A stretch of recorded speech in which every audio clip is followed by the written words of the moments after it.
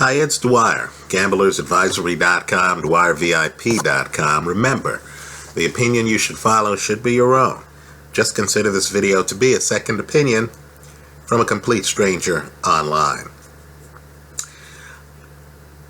You know, years ago, the first man who beat Mike Tyson, Buster Douglas, was fighting Evander Holyfield in his first title defense.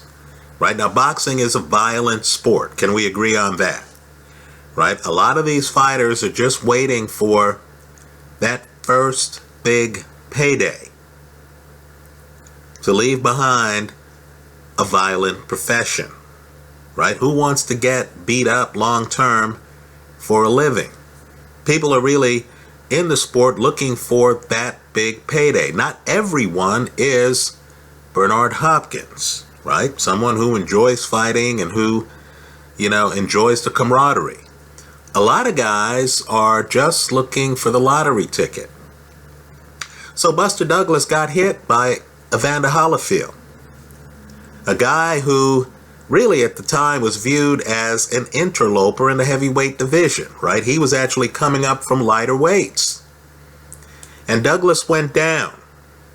And as Douglas was on the canvas, he had the presence of mind to actually wipe his nose, right? He wipes his nose, he looks at his glove, then he lays back down, several $1 million richer, right? Buster Douglas didn't fight again for several years, right? That fight was really a walk-off fight for him. Now let's talk about more recent fighters. Understand, the guy could be a warrior in the ring. The guy could be tenacious. The guy could have a track record of facing tough opponents. But when that big payday arrives, for many fighters, the world changes. So you have Marcus Maidana.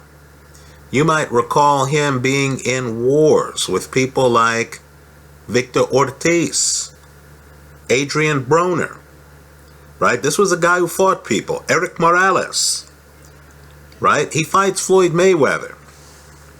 The first fight, some people thought it was close. He fights Mayweather a second time, gets a big check, right? Big time warrior, gets a big check, fighting Mayweather a second time. Folks, that was in 2014. Marcus Maidana, the warrior, walked away from the sport of boxing. Photos of Maidana show him having gained a bunch of weight. Right? Looks like you'd have to give him a map to show him directions to the nearest gym. He hasn't been there recently. Right? This guy was a fighter's fighter. The big paycheck changed things. Right? Marcus Maidana, the warrior, the guy who was a puncher who doled out punishment, right? Who muscled you over to the side of the ring. That guy walked away from the sport. Earlier generation, Marvin Hagler leaves the sport at 32 years of age. The Ray Leonard fight, big check,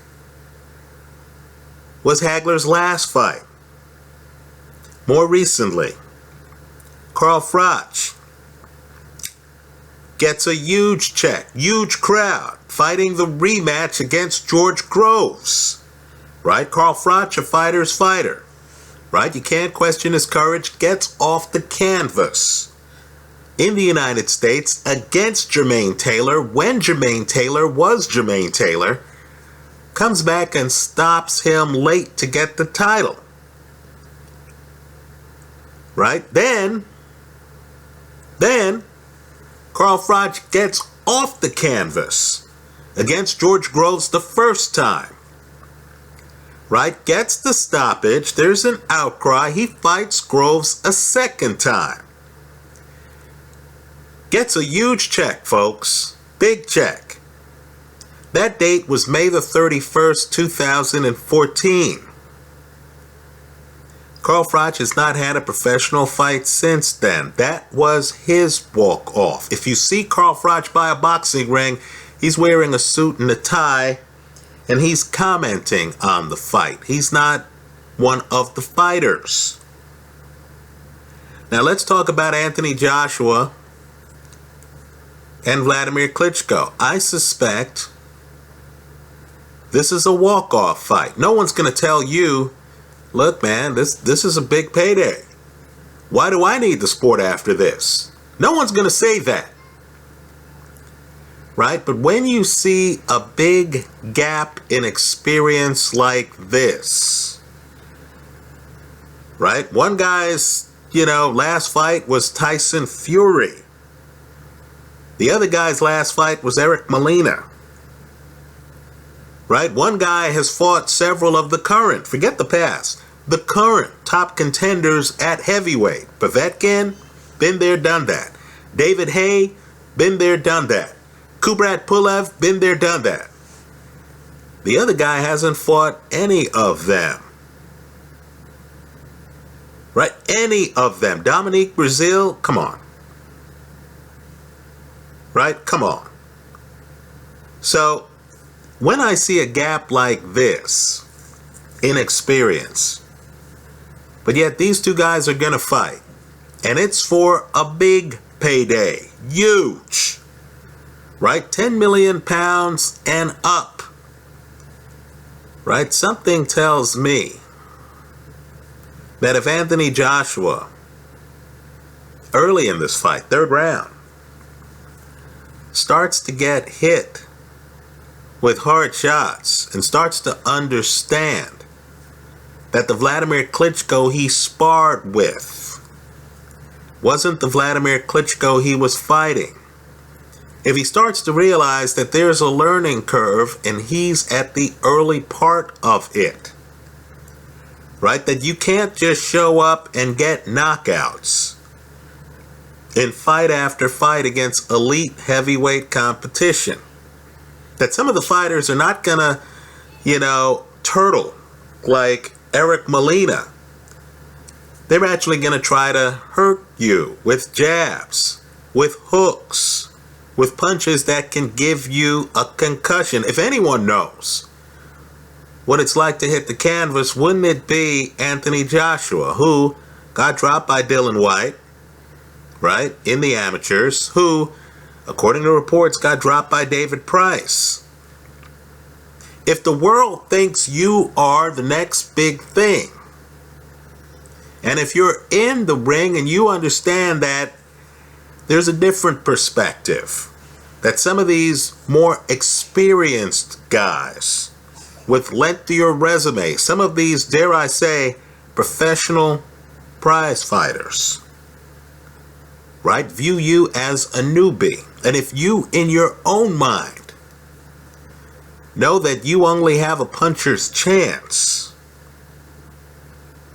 right, that your defense really isn't that good, your offense is your defense, right, that your elusiveness consists of really just moving your feet and being a good athlete, not really swiveling, right, figuring out the lay of the land. In that scenario, how are we so sure that if Vladimir Klitschko, who dropped Kubrat Pulev, right, dropped him, who dropped Tony Thompson, right, how do we know that if Vladimir Klitschko drops Anthony Joshua, Joshua on the canvas isn't gonna wipe his nose, look at his glove, think about his bank account, feel grateful for his health, and walk away from the sport? Let me say something else too about sports. Sometimes the moment picks you whether you're ready or not. Right? You can't say no because the risk is too great. Right? Let's say I'm out there trying to make the New York Knicks. Right? And then suddenly they tell me, hey, Dwyer, you've not only made the Knicks, but you're going to be our starting point guard. Lord knows they need help, right? You're going to be our starting point guard. I can't, in that setting, then go to the coach and say, look, man, dude, You know, I need more seasoning. I see this check you're offering me with all these zeros. I know this is more money than I've made in my life. I know this money is so much money that even though I'm a young guy, hey, this is make-believe, even though I'm a young guy, I understand that part of this would actually be retirement money. Right? The junior can now actually go to that private college. But I don't feel mentally that I'm ready right now. I look at the other point guards and I'm not up to par. You know you can't say that. You know when they say to you, Dwyer, you're the starting point guard for the New York Knicks, your response is, thank you, whether you're ready or not. Let's think about Anthony Joshua now. He's just beaten Eric Molina. Wow, bells and whistles. Right, all right. Right, other big wins. Didn't Dylan White just escape Derek Chisora? Right, oh, bells and whistles. All right. Crowd's going crazy. You know this is what happened. Eddie Hearn came to him and said, look, man, there's so much hoopla for you right now that if you were to fight Vladimir Klitschko, you could get more than 10 million pounds. Do you think there was even a remote possibility that Anthony Joshua at that moment could actually say, hey man, player, I'm not ready? Right? I know Vladimir is, 40. I know he might retire. Lord knows, I know there are other champs out there who could get a big payday against him, right? Deontay Wilder, Joseph Parker, right? Even though this opportunity has presented itself to me, I don't feel I'm ready. No fighter's going to say that. Understand, if they wave a piece of paper at you, and you know that if you sign the dotted line, you never have to work another day in your life. Right? Hell, after this fight, you never have to get punched in the face again for a check. Right? If you know that, you know what you do in that situation? You do this. You sign your name. You sign the contract. Anthony Joshua, ready or not, is set to fight Vladimir Klitschko. The fact that he signed the contract doesn't mean that he thinks he's ready. It doesn't. I read an interview with Adam Booth where he was saying, hey, I give both men credit and stuff like that. Look, man, you know the way this works, right? Once the dollars get to be completely crazy, the fighters really have no choice, right? I'm guessing Anthony Joshua behind the scenes looked at Eddie Hearn and said, what? Are they offering me that? Right? Once the dollars hit a certain point, you take them. Why? Because you might never get this opportunity ever again in your life. Right? If Vladimir Klitschko, right, decides to retire, didn't Lennox Lewis walk away from the sport after beating Vitaly Klitschko? Didn't Rocky Marciano walk away from the sport undefeated? Didn't Marvin Hagler, after one of the biggest fights in history, walk away from the sport? If Vladimir Klitschko looks at his own bank account and says, you know what, I've made enough. Right? He looks around, he looks at his kid, he looks at his baby, he says, you know what, I need to spend more time with them. You know, you're only 40 once. You lose the opportunity. Right? Tyson Fury is not in shape to fight right now. Right? He's dealing his own demons. The other champions, Joseph Parker, Deontay Wilder, they can't deliver the box office, the legacy that Vladimir Klitschko can deliver. You know you're on borrowed time the minute your opponent is up around 40 years old. Right? He says, hey, I'm willing to fight you. You've got to say, all right, I'll take that. So, I'm one of those skeptics who doesn't even believe that Joshua thinks he's ready for this fight. I don't. Right? Joshua understands he has a puncher's chance. There's no way he's going to learn the game. There's no way he's going to develop the Vladimir Klitschko jab, the Vladimir Klitschko sense of length, the Vladimir Klitschko stamina. You know what? These guys make it to the 9th round. For Klitschko, it's the 9th round. For Anthony Joshua, it's a new experience. He's going to be thinking, man, I've never been 9 rounds before. Vladimir Klitschko's not going to have that thought process. So, no doubt, Joshua is looking at the Corey Sanders film.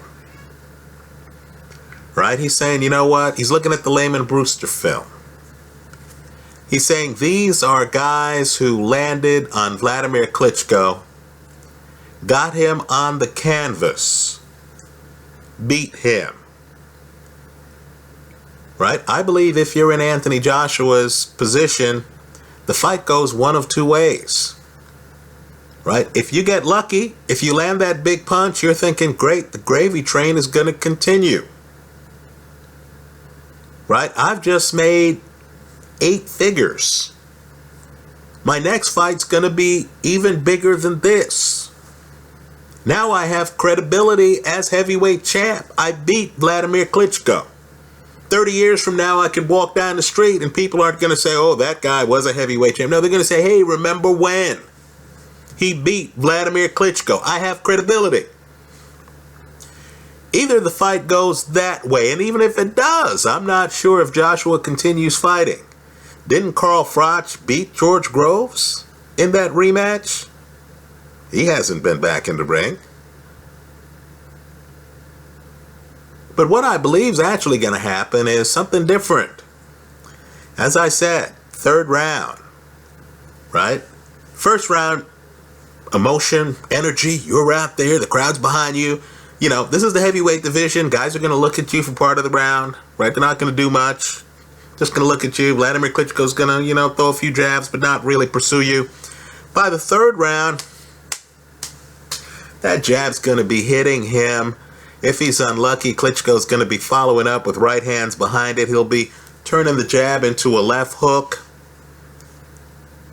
If Anthony Joshua looks young, if he looks like his best fight may have been who? Dominique Brazil or, Dylan White, right? If he looks like a guy out of his depth,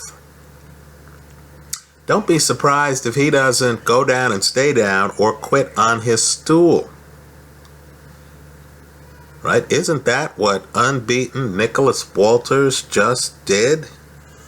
When he realized that Vasyl Lomachenko had a set of skills that were beyond his right now? Let me ask you, if Nicholas Walters got 8 figures, right? More than $10 million or more than 10 million pounds for that fight. And if he was in the ring and he realized, man, I don't know how to deal with this level of lateral movement. Man, this dude's hitting me with left hands and right hands. He's ambidextrous. Wow, this guy knows how to jump in and has a sense of surprise and timing I don't have. If you're in a craft and you realize you're not a master at it, at least not the master your corner has told you you are. If you look at your own record and you start to say, man, how would I have done had I faced more Vasyl Lomachenkos? You could well turn around and look at the exit, right? This is the moment on the highway where you see the off-ramp and you think about taking it, right? So I do think there is a very good chance here that this fight doesn't go the distance. That Vladimir Klitschko, right, who relatively recently knocked out Kubrat Pulev, right? People want to believe that Klitschko is done, that he's too old and stuff like that. Based on what? going 15 rounds against Tyson Fury, stopping Kubrat Pulev, right? I know there's a little bit of a timing gap, right? Because he fought Fury in 2015. You're going to blame Klitschko for the Fury rematch postponement? Really? You know, all I'm saying is there's a chance here that Joshua might understand that he's out of his depth, right? This fight might end in stoppage, not just because Joshua has never made it to the 9th, 10th, 11th, 12th rounds, the championship rounds. This fight might end in stoppage for psychological reasons. Why did Sonny Liston not answer the bell, lose his heavyweight title on the stool against a big underdog, Cassius Clay?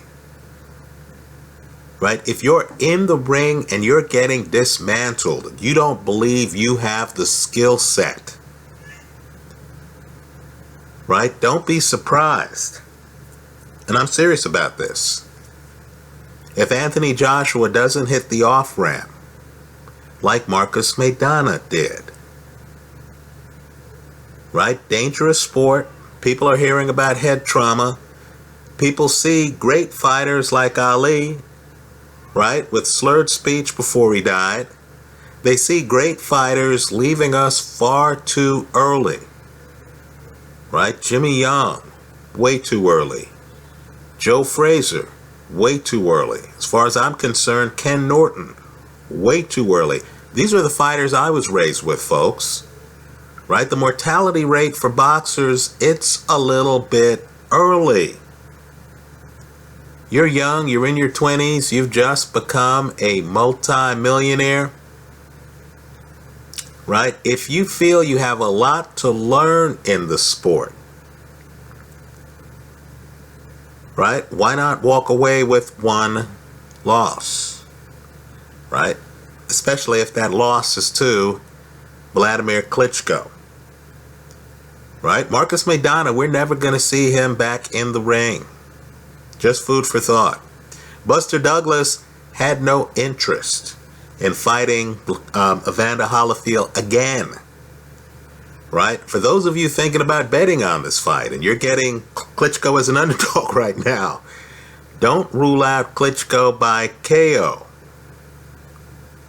right? Joshua knows. Forget the public persona. Forget this beyond the gloves and all this other stuff where everyone's looking tough, right? Everyone's looking tough, right? Forget all this tough guy nonsense. Joshua knows he's been down in private. Right? That's why David Price wants to fight him. Joshua knows he's been down. So if he's in public and he's getting battered in the ring, you really think he's going to continue? You really think that he is going to, keep his title? Let me offer also the reverse. Let's say you're Vladimir Klitschko, right? I've seen this scenario too. You come in the ring and suddenly you're old. There's a saying in boxing. Some fighters get old overnight, right? If you get hit with some shots by a young lion who's an unbeaten champion, right? I'm just telling you, a lot of older guys won't stick around to get beat up, right? You need to think hard about the knockout prop on both sides of the aisle on this one. That's how I see it. Let me hear from you. The way I plan to bet the fight is to take the underdog, Vladimir Klitschko. I view the fight as a mismatch. I think Klitschko wins it. But I am going to hedge the play with Anthony Joshua by KO. Let's just say, though, that I personally will be surprised if Joshua is still viable in the 9th round. That's how I see it. Let me hear from you. I hope you leave your comments in the comment section to this video. Thanks for stopping by.